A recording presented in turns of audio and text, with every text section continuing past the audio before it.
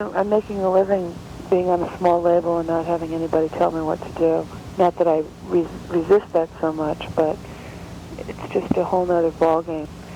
And I just think, I'm 39 years old and I've been making a living at music for 4 years. I'm not like what you see on MTV, and I never will be, so I'm real hesitant to try something like that. But I'll listen to them if they want to buy me lunch or something. Several times in the material it refers to new wave folk.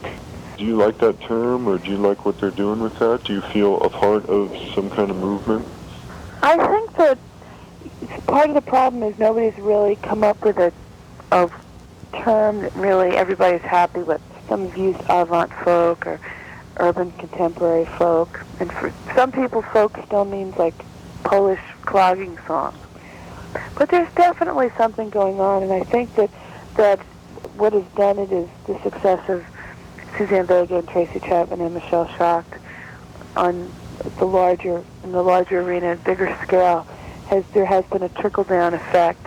Dave Van Ronk said that has always said that when music of quality sells, it's good for all of us.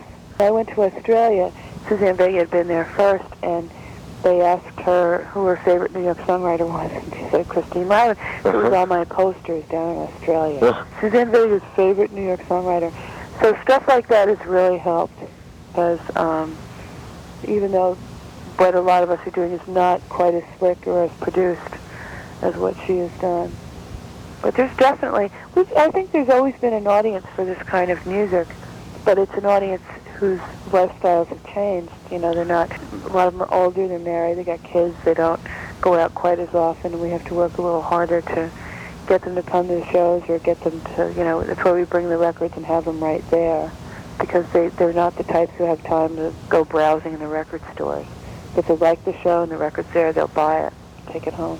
It's real funny. I was just at a show in Northampton, Massachusetts, and the payphone was downstairs right near the dressing room, and during the intermission, it was very funny. I heard call after call after call, people checking with the babysitter. From night to night, how much do you change what you do? See, I've been studying with a voice teacher now for 4 years, and I'm really, really glad that it's a real expense. It's $45 an hour, and I take performing very, very seriously.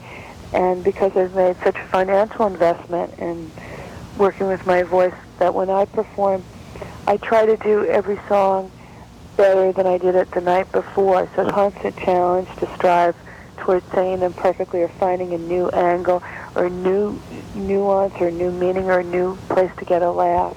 The only way you can really get the songs down and really working well is to do them again and again and again in front of audiences